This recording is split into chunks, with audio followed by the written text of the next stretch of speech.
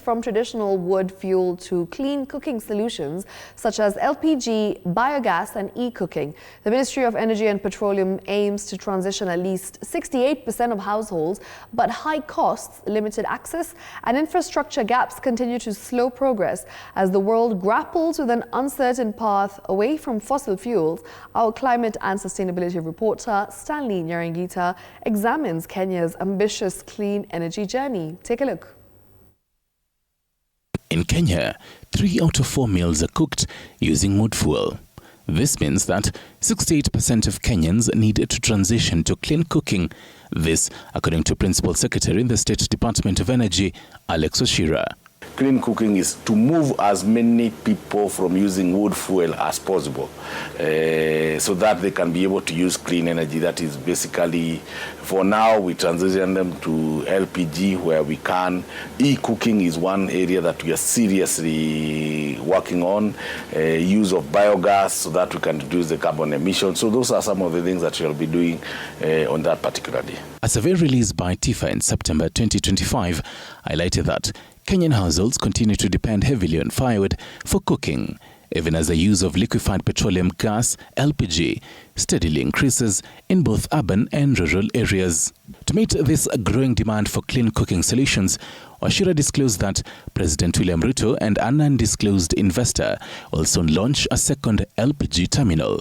He further stated that the Ministry of Petroleum and Energy is working with a third investor who will provide 200 metric tons of bulk LPG storage. What will happen is most likely lowering of prices. I don't want to preempt the extent of the lowering of prices, but the moment you have lowering of prices, then we will see serious uptake from Kenyans because it will become more expensive to use wood fuel and more inconvenient to use wood fuel than using LPG.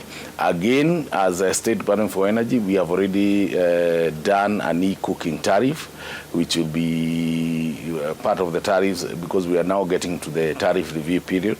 It shall be announced, and that will also help us in terms of driving and helping Kenyans to accept to start using e-cooking as a mode of cooking. He also noted that the government is keen on setting up standalone solar systems in off-grid stations.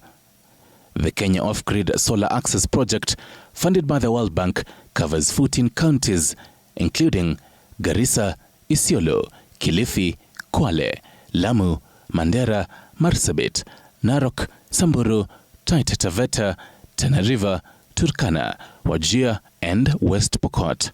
Data from the United Nations shows that over 75% of global greenhouse gas emissions come from burning fossil fuels, including oil, coal and gas for energy.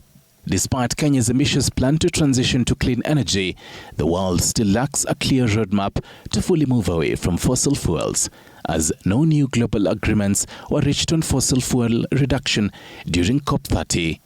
Stanley Nyarangita, TV 47.